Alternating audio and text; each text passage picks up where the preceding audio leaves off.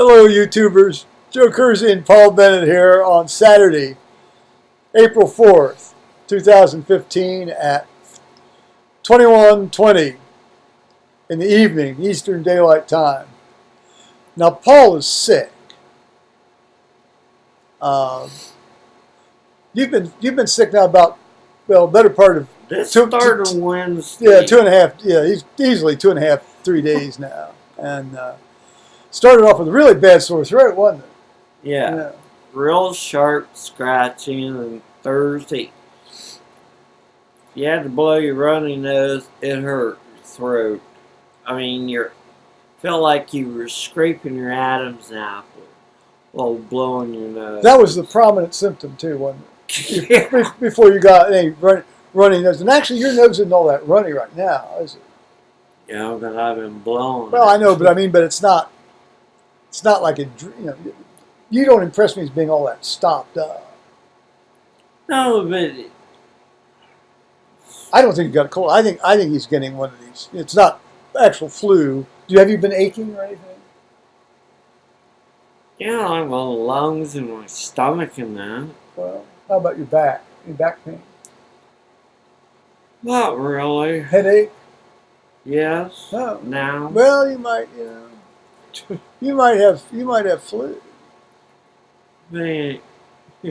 Have you ever had mononucleosis, infectious mononucleosis? No. You might that. Well, it starts off with a very prominent sore throat and headache. I mean, that's the. I mean, you're sort of out of the age group I to got go the and get headache tonight. Yeah, well, you might. Yeah, I mean, you're around a lot of that age group over there at the hotel that might conceivably have that. I mean, you might. You mean all the kids run around because it's Easter weekend? Well, the teenagers and the early 20-year-olds. That's a. Anyway, we'll find out. I feel your neck.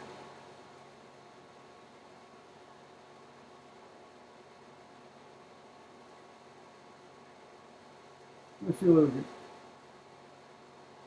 No, I think it's just going to be one of these laryngotracheal bronchitis things that play out over about 2 weeks. Eventually you'll start coughing up green crap. I get coughing enough, it hurts like hell over here. Well, I understand that. That's not what I'm talking about, pain. I'm just talking about generalized aching without anything muscles, precipitating. Yeah. Joints and bullshit. My fingers ache like hell. Well, mine do too. I guess I should stop abusing myself quite so much. Actually, I'll blame it on the computer. I'll blame it on the mouse. The mouse makes my hand I'll hurt. blame it on fucking arthritis. Well, today's been actually it's been a very good day. We got up. We both got about 7:30, didn't we? Yeah. And which kind of surprised me to see you up this early, since he didn't work today. It was his day off. Hey, it was supposed to be nice weather. I wanted to enjoy it. Well, it was nice weather. Yeah, it just didn't. It was kind of cold initially. Didn't warm up. Well, no, it finally made it up into about the high 40s toward late mid afternoon. But well, anyway, it was nice and clear and sunny, real pretty. But we did Paul's taxes this morning, and that didn't take all that long. It only took about 2.5 hours. Not even that, really. Your taxes. Yeah. Yeah. Right. So we started around 8. They're around 8, and I think you went off with the mail around a little after 10. Right. His go considerably faster than mine. It's nothing to me. I actually could have done the simplified Ohio form rather than the 4-page form, but by the time I figured that out, by the time I realized that, I already done the 4-page form. So they got the 4-page form rather than the 1-page form, well, the 2-page form. It's a fucking problem. Well, yeah, I mean, it's like. I remember I used to just do the easy. Well, thing. that's the one we could have done, but see, you now have some of this dividend income, and that's Right. But see, that's only matters for the feds. It doesn't matter for the Right. state. So. The state tax is all that the same, regardless of whether it's qualified or not. I know. Well, anyway, got that done and printed up some real nice address labels for him. So if it gets misdelivered, they'll It's the post office fault. they'll know they'll be able to read it's been fucking misdelivered. bats. And then, well, you were sort of, coughing and watching videos most of the day. Yeah. You had a little bit of a nap a bit there. Trying to stay away from it. Well, you went. Well, I know, and I appreciate Well, that. that was No, this is nice. actually probably about the closest we've been all day. That was nice. Yeah. But you went on a store run, and you went over to the hotel to get your schedule. Right. Yeah. See if they had it up because she didn't do it. What's normally supposed to be done, and it got there just as they were doing it. Just in time. They were talking about it. And they were working on Lisa's. We should have Paul work tomorrow. And I said, "You're on. I'll see you 8 o'clock." Well, we wanted to call and tell you. Well, they can I still said, well, they can still call. we didn't need to drive all the way here from home. Well, he was out. He was already out. Sent him at the grocery store. Yeah, so I mean that's the advantage of only working a mile and a quarter away from Yeah. your house. Yeah. You I mean know? that's great. I mean if worse ever came to worse, you could walk there. Yeah. Of course, They Course- better get course- some course- sidewalks. of course. in. Well, actually, they do have some sidewalks. Where? Well, up in the Columbus part of the place, part that's actually in Columbus. Of course, it takes about 8 minutes to cross. Every road that you cross takes about 8 minutes to cross because of the lights and things. Yeah. And when it does turn in favor for a pedestrian or crowd, you have to run for your freaking life. Well, that's just common sense. Anyway, anywhere. Flee for your life. You know, like that one lady in London at one time. We were crossing the street and she tore up. And we were walking side to side and she started shoving on me. And she goes, "Honey, if you don't get off your ass and get running, you ain't gonna make it." No, that's true. They don't. They give you no quarter over there. It's like, She goes, "Well, they'll blooming run you down if you don't get running." yeah, it really is survival of the fittest over there. I mean, that's called thinning the herd.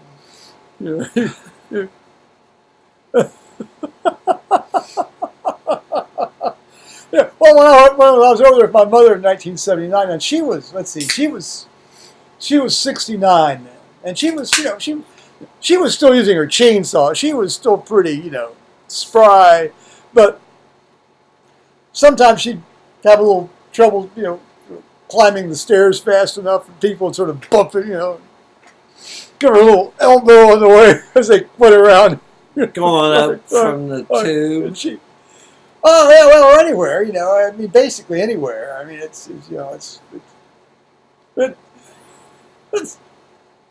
Like you get to an escalator. You don't stand on this, mate. You Oh, run them. well, it's it was this was not a Cockney, an entirely Cockney trip. But, well, anyway, we get becalmed and somewhat far afield from what we wanted to talk about tonight.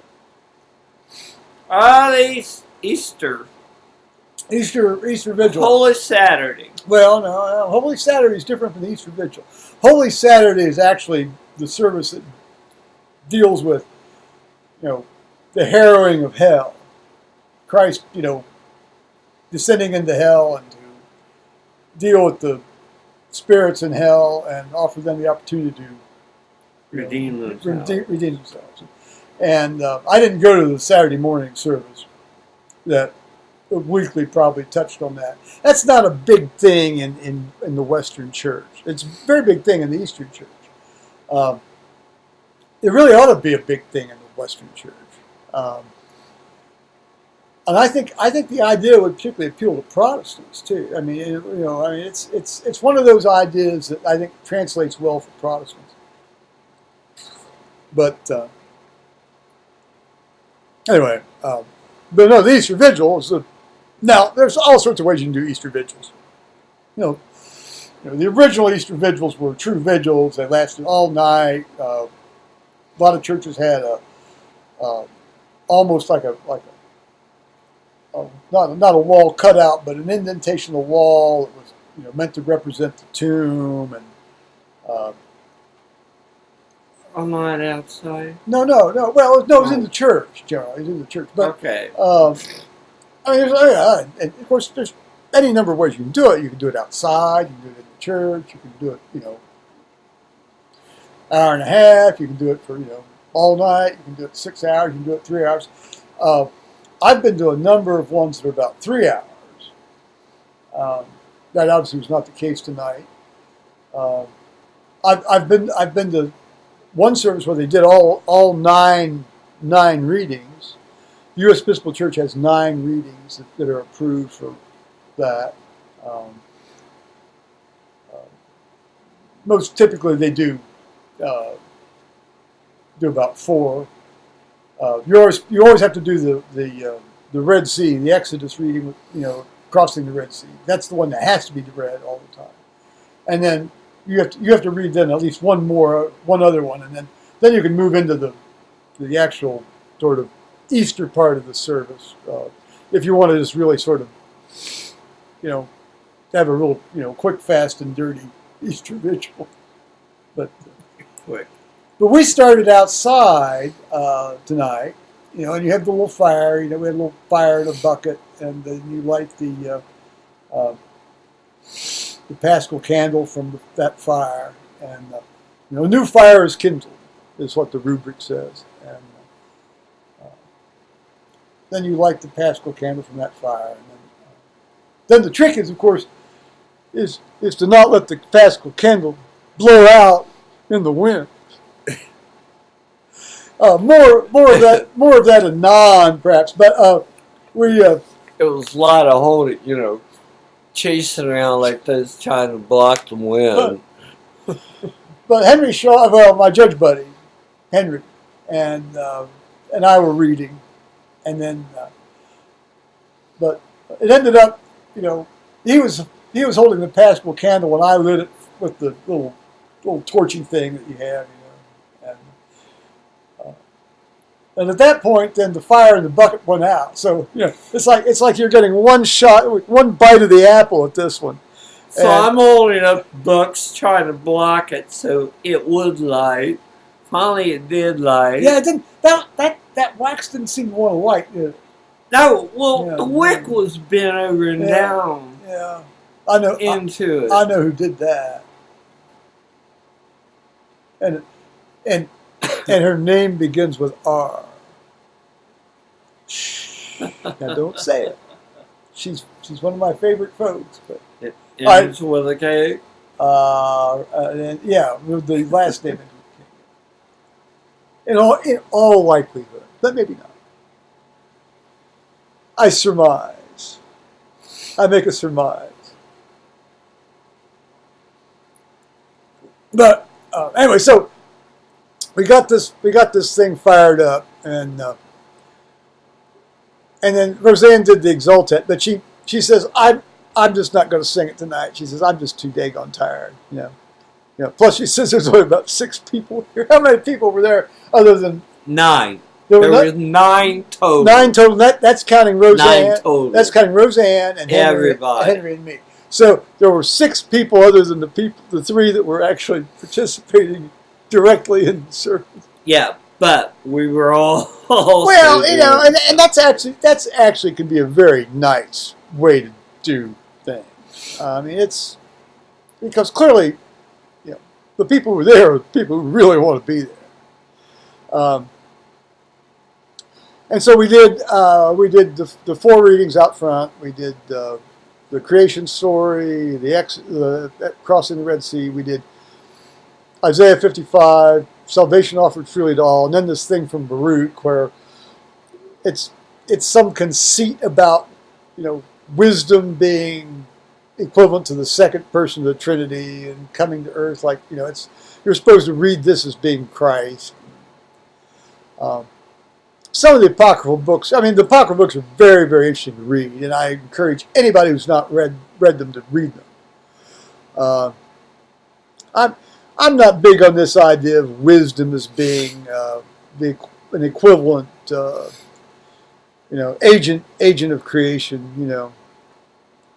But okay, so I read the creation and the Isaiah, and Henry read Exodus and Baruch, because we had done the exact opposite last year, and so then I did the Romans 6 at the inside part of the service, and then he did the prayers of the people, and so I got sidetracked by this by this antivirus update report that came in on the side here. So we go through that, and then Hallelujah, Christ is risen, the Lord is risen indeed, Hallelujah, and then up the steps into the church, and I carried the cross. I picked up the cross along the way. Paul, you held my book for me a couple times outside, and then Sharon Shaw carried both Henry's book and mine up and laid him. Yeah, and Henry carried the candle. Yeah, Henry carried the Paschal candle, and apparently had a certain amount of difficulty getting it in the stand. And you know, and you carried the lighter thing, lighter slice. Yeah, I went out to get the thing that you could light the 2 candles on the altar with. But yeah, because in theory you were supposed to light it from the Paschal candle flame, you know, and then you light those candles from the Paschal candle flame, and. But he was having a bit of trouble getting that thing in the holder hole, and you know, I've tried to do that a couple 3 times myself, and it can be a real bastard. He was actually kind of screwing it in, but it's not threaded. It's in the threaded thing. It's not like a threaded thing. It just fits that snugly. Well, no shit, it fits. But you know, we've also had candles where you've had to put shims in there to make them fit snugly. This is an unusually fat, you know. Yes, right. Well, yeah, and maybe even almost too big. I mean, you bring in a little penknife and shave off some of that wax down there. Of course, that would have. Oh, wait a minute. Who would that have an estate? Just take a little file. Well, but if one were to do that, that whole candle is not wax. Yes, it is. That's a beeswax candle. The whole thing. Yeah. Guess what? One of those bad boys cost, you know, new. Is this one of those internal burning? No, this isn't an oil-filled, you know, imitation. This is a real beeswax candle. There are some wax candles that are internal, and they'll burn for like 24 to 48 hours. I don't know about eternal. No, it's not an eternal candle. I mean, it'll eventually burn, you know, down to nothing like a candle will. But yeah, so do they. Guess what? One of those things costs new. Oh, probably about 20 grand according to the size of that one. No. It's over $500.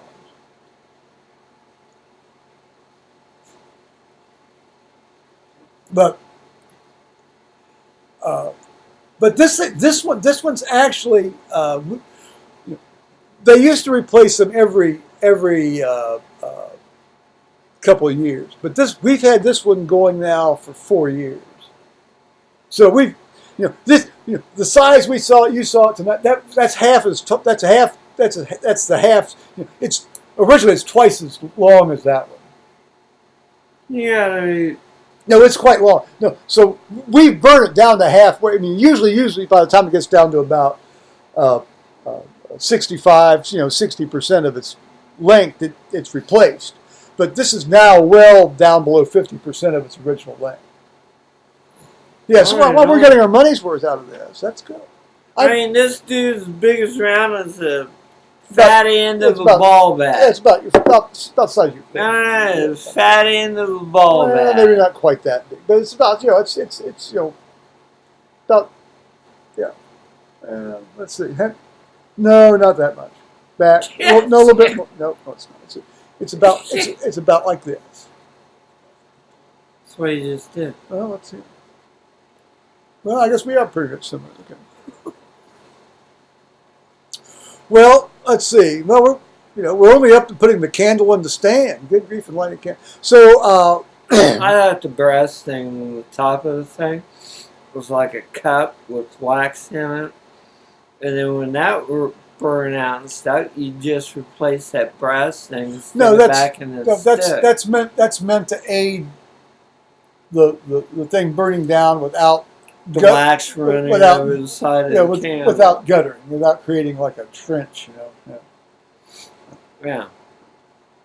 And they really do work. Yeah. But I thought, that's what it would be like. Well, so then we move into the actual Eastery part of the service, and we didn't do the Gloria. She left out the Gloria. Did the Hallelujah? No, that's just like the Easter that's the greeting, Hallelujah, Christ is risen, the Lord is risen. But then we're supposed to do the Gloria after the collect of the day, and we did when we were outside. No, we were going to do that inside, but we didn't do the Gloria. It just hit me. We left out the Gloria. Gee, that's okay. I didn't know but there's no reason you should be attuned to that. I mean, hell, I didn't even notice it just now yakking about it. I mean, once a hardcore Protestant, always a hardcore Protestant, and you're looking at two relatively hardcore Protestants.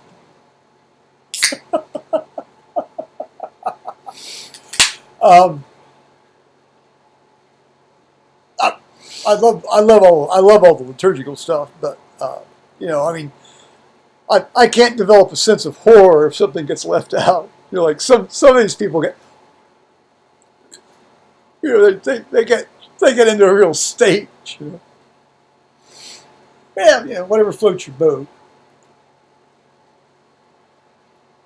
It's not like you're chopping off somebody's head out, over in the desert or something. So then they were trying to get ahead. Oh, when it's actually all over and we were all getting ready to leave, we were trying to figure out, okay, who's going to show up tomorrow? What are you doing tomorrow, Paul? Well, I'm working at the inn. Yeah, well, I'll obviously come. I'm going to be there at 7:30. Yeah, well, I mean, it's till 1 hour. Well, you've been to an Easter service, and that's. Well, then there was the Romans, and then we renewed our baptismal vows, which I always like that, which is essentially sort of a reformatted run through of the Apostles' Creed, and. In the end, he said he'd be there, but he'd have to rip out as soon as 10:30 was over, so he could jog down. Well, he may have to rip out a little. To the university and get to. He may have to rip his job. If he wants to be there by 12, he may have to rip out before the service is over, because the Easter service tends to go a little bit longer. One, because we have a huge crowd. You only see them once a year, and the Eucharistic prayer D runs longer than any of the other Eucharistic prayers. So it's plus. God bless Emmanuel. God bless Emmanuel. I think the guy's a magnificent preacher, He just speaks so deadly slow. Now, I like people that speak relatively slowly and clearly, but see, his original language is not English. I mean, it's he's Ugandan, and so he speaks with an incredibly heavy accent, which I like. I mean, because it makes He's you quite understandable. He just oh yeah, has the accent. well, you have to listen very closely, and that's good because it makes you think about what he's saying, and that's excellent. This guy's outstanding. He's baptizing his grandson, his first grandchild, and it's a grandson.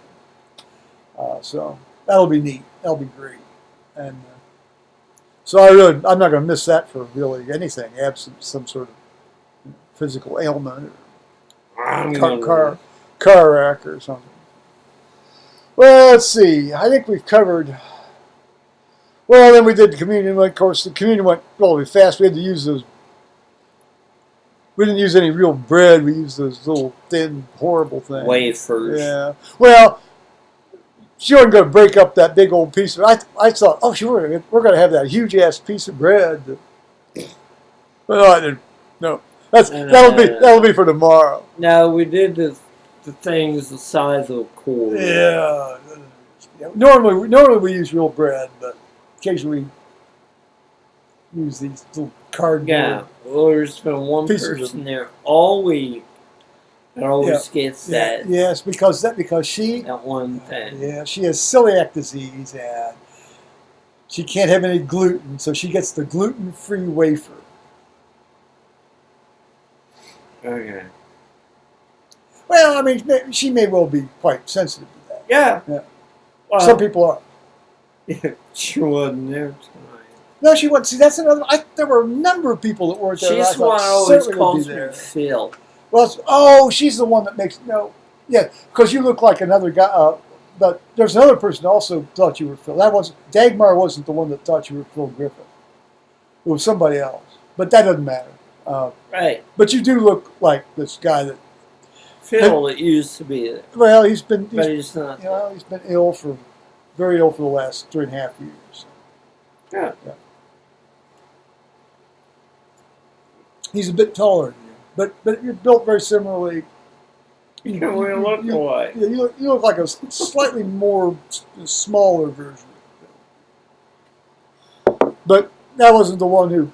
Dagmar wasn't the one that brought that up to me initially. It was somebody else, and I can't remember who. And it doesn't matter. But so then we had communion, and then we stood around afterwards and yacked with Henry and Sharon and Roseanne. Okay.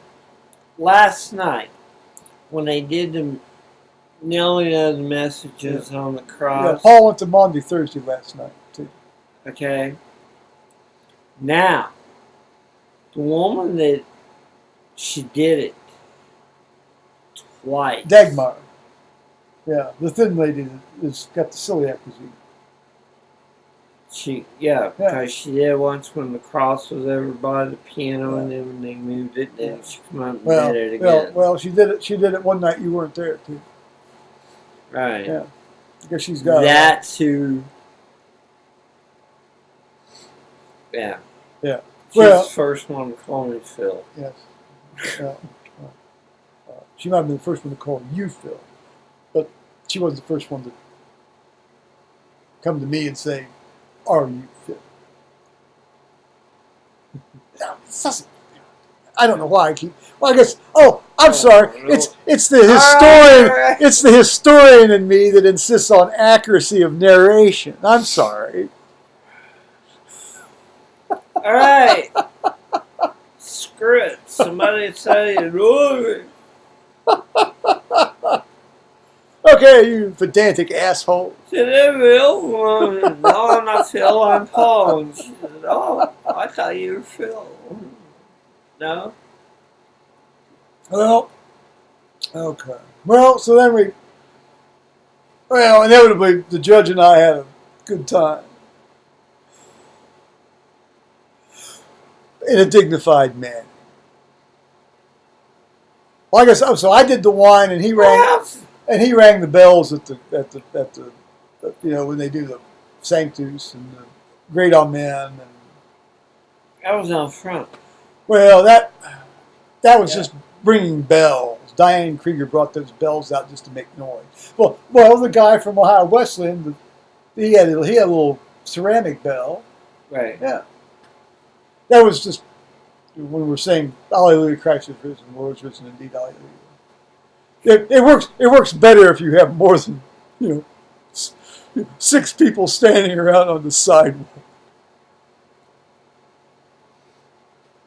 It works better if you've got like 30 or 40 inside. I know,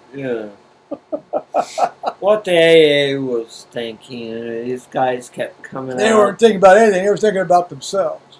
The women and guys kept coming out and having smoke stuff. Yeah. We're out there. You know- We're having.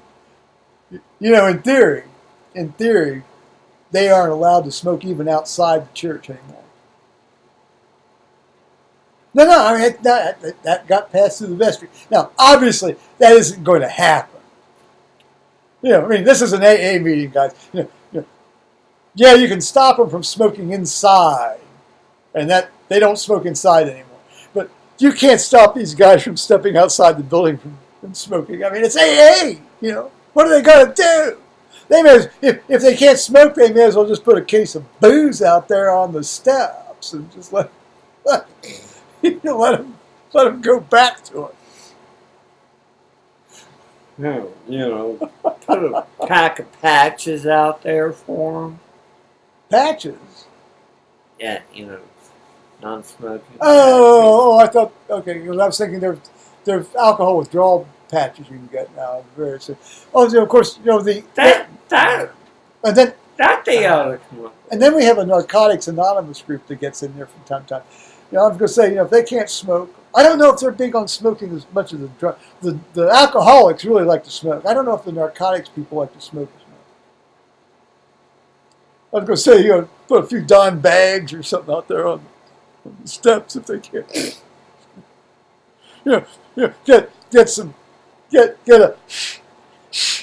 Get a 200 pack of these little 1cc syringes. Stash a carton somewhere in a mulch or Well, now we've really see how we've moved away from the mystery of the world being saved from sin and death into going back into just how the world is mired. It's not a sin for helping somebody out. No, of course it's not. Well, no. I mean, think of the price of a pack of smokes. Well, that's why I'm surprised you stuffed yours out before you got in the truck. I mean, you had another half of a cigarette left before you got in the truck to come home. Yeah. Well, I didn't expect you to be ready that soon. Oh well, hell, I was dragging my feet. I could have been out I there. was dragging my feet too. I went down the stairs frontwards instead of backwards. Yeah, I know you were. Well, you were doing pretty well actually. You kept sort of leaning forward there out front. I thought, I wonder if you're going to fall over. I felt like I was going to. Well, you looked like you were going to. That's why I kept. I don't know. I could have probably. I felt like the sidewalk was running. Well, no, the sidewalk is slanted. The sidewalk is slanted. It is a slanted sidewalk. Slants down towards the street. Yeah, Okay, there's my problem. I kept feeling like I'm going over backwards. Well, if you keep your ankles at a 90-degree angle, you are going over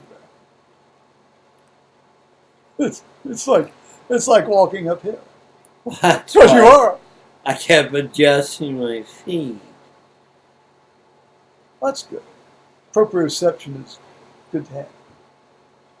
We like to have proprioception. Proprioception is good. Yeah, we're saying you want to slow down. You can use stairs. Did she say that to you?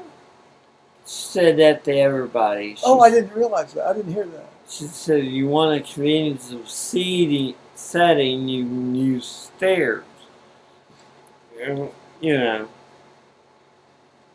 after so long a time, I said, I'm about ready to sneak over Well, behind her and take a seat. Well, I'm surprised Judy Held made it up the step. Yeah, well, they offered to Yeah, I know, shove her up. Yeah. shove her behind. Well, and- you know, now, just God bless Roseanne. I mean, she's kind of a bit of a large woman, but she's very physically. I mean, she zooms around. Right. But Judy, God bless her, has many mobility problems and weight issues, and she does not zoom around, and so climbing stairs for her is, and plus she's asthmatic. It's a bitch. She's asthmatic, and so the one you thought would have gone in and lit the altar candles, but she did not. right. Okay. She offered to run out because Judy always comes in the back Right. where the two hand Right. rails are. Right. Okay. Well, most people do actually. So they're regulars. I'm sorry. Go on. Oh, I'm sorry. You can't. You're talking.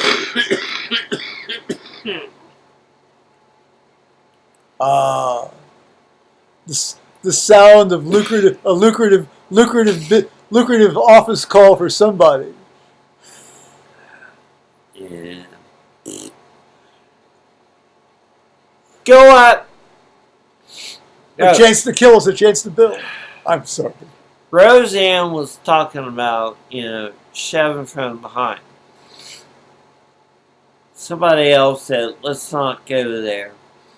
Somebody else said, well, somebody should go up and give her, pretend they're the other rail. Oh yeah, you offer like an arm or something. Yeah. Right. Well, I did that. I've done that a lot to some of these older people, and I'll tell you, it really almost makes it worse for them a lot of times. Right. Yeah, it really does. But did there not Then they get pissed off at you. I'm sorry. But did there not used to be a center rail going up that stairway out front? No, we have a center rail. We generally, I don't know why it's not been, because we only took it off, it lifts up off out of the holes. We only took it away and stored it in the downstairs room for funerals, so you get the casket in and out. But I don't know why they haven't put it back. No, beats me. I don't know why. I don't know unless it has something to do with salt getting down in those holes and corroding it so that it won't fit, or it freezes in or corrodes in, and they take it out for right. winter. I It don't would know. have been frozen with water and Yeah. shit, and it would Yeah. not have gone back. Yes, Other than that, you could have slid the box up the rail, taking a load off of the bears. well, no, you don't slide the coffin up the rail. I mean, you take the rail out so you can get the coffin in the church, up the steps. Yeah, I know. Yeah. Well, yeah, I'm not. That's not relevant to tonight's little episode. Yes. I just trying to do a joke. Oh, I mean, you've got rail. Try to get a box up, balance it on the rail, and what the fuck box are you talking about? the coffin. Oh, I thought. Well, because they had a box of wood that Henry was talking about earlier, and I thought, that box of wood was so tiny it wouldn't matter. I know. Yeah. It's at You the bottom. don't need to slide it up on a mechanical aid. No, I was talking at the coffin. You Oh, know, okay. hook the end of the coffin on that Well, center rail we rarely have. and scoot them up. We rarely have a coffin in the church anymore. All these people get burned up. I know. Yeah. Anyway. Turned into a Chris. Yeah. Dust to dust. Ashes to ashes. Dust thou art, to dust thou shalt return. Before they even make it to the building to be the guest host.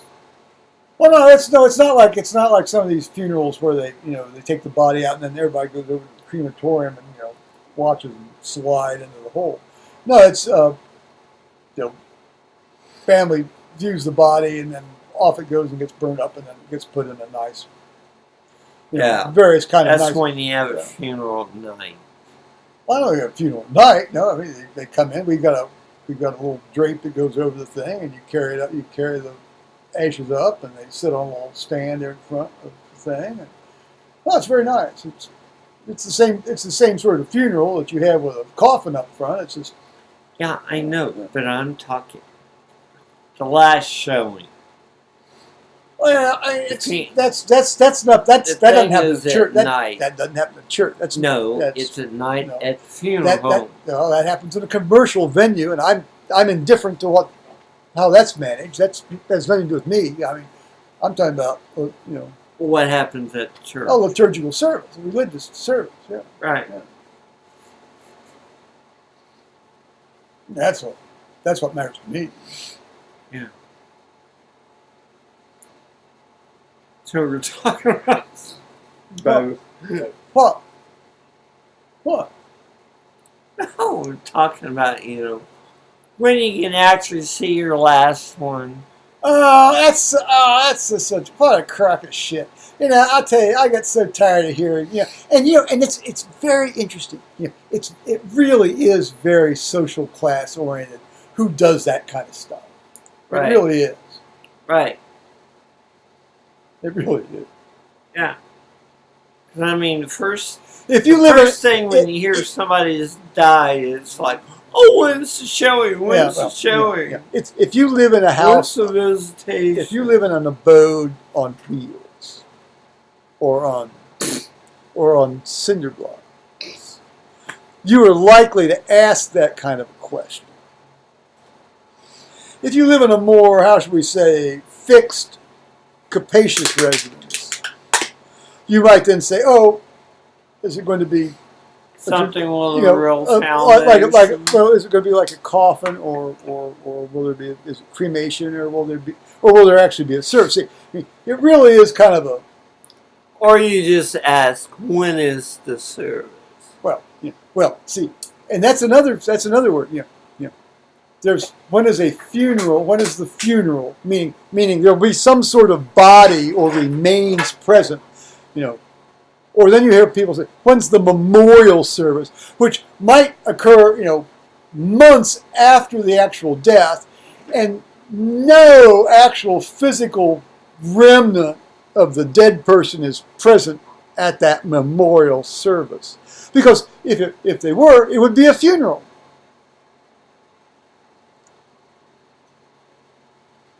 Well, Paul's gone off into the can, I think, to take a leak. Yes? Yeah. Well, it was a great, what a privilege it's been this week to participate in all these Holy Week things. And I'm going to sort of hold myself in readiness to even read tomorrow, because I'm not so sure this guy that traded with me is going to actually show up on time. He might show up, but he might not show up on time. About 2 months ago, he was scheduled to read, and he didn't show up. I was scheduled to read. This guy didn't show up. He was scheduled to read with me. He didn't show up.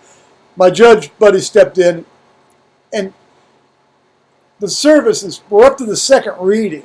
We're up to the second reading. And this guy comes shuffling in down the side aisle. Okay, well, so he came in late. That happens. It was daylight savings time switchover. That happens. But then he goes and gets on his alb, and he comes up and he just sort of sits up there like a third wheel. It's like, hey, take a look around. You can see that everything's covered. I love that. I was there. You were there? I was there. He came in. He came down the Are you side sure aisle. you were there, Paul? Yes. He came in. No, because you stepped in. No, Henry stepped in. I was already scheduled to read. He came in, he went down the side aisle, went around, come up the center aisle, did the thing, and then he went up and sat in that side chair by the door that he always sat. Yeah, he sat in the deacon's chair. Yeah. That's called a deacon's chair. Right. Yeah. Nice chairs. He went there and sat.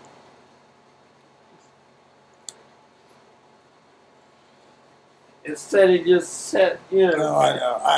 It's come in and sat in the congregation. Well, now see, this is interesting because, and this is odd because this guy, first of all, he probably lives around 30 some miles out of town, so he really does have a long drive to get here. It's Mount Vernon, I think. No, it's not Mount Vernon. It's north of Marion, though, and. In any case, doesn't matter. But he's sort of almost late all the time, even when he shows up on time. No, he never comes in with more than about 3 minutes to spare. Okay. Well, you can't properly do that when you walk in like that. You've got to be sure everything's set up right. You've got to review. There's been no oddball changes or sudden surprise. And with our now departed rector, there were always sudden, unexpected changes right at the last minute. That's why I make sure I have 15, 20 minutes before I have to actually be That's right. there. And that's like when I practiced anesthesia. Always got there way, way, way ahead of time because... And I walk around and see what I've got to hit. Because you do not want to get caught short in any of these areas of life. I can run off and go and get whatever I need and be that down and be all supplied up and ready to go. Well, so you work tomorrow. Now, do you know the rest of your schedule? No. For the week, but you do work tomorrow. Okay. Right. And tomorrow is Sunday. I've been completely disoriented all week. Because they go, oh, we wanted to telephone you. Oh, okay. Well, you're not going to telephone. Okay, but you work Sunday, but you don't know about Monday and the following. No. Well, I think this pretty much covers our day, guys. That was nice. Actually, I was able to go out on the deck for a while. I was almost thinking about starting a little bit of a video out on the deck, but I don't know. It was kind of windy too. Well, no, actually, no, it wasn't. No, it wasn't. I just said I'm not going to do it. I'll do it when we get home from church. So that was. It's been a good day. God bless us all. Oh. And my son and daughter-in-law and grandson did make it safely out to San Francisco. Thanks be to God. And so he texted me. Well, he emailed me when he got to Chicago and emailed me when he got to Jackson Hole. And I kind of misunderstood the time he was going to get into San Francisco. And so I finally texted him, are you there? Have you arrived? And then I thought, well, I'll check the United Airlines thing, and they were just almost arriving, and then they said it's arrived, and so I texted him and said, I saw you arrive, and then he almost immediately texted me back, said, yeah, we're taxiing right now.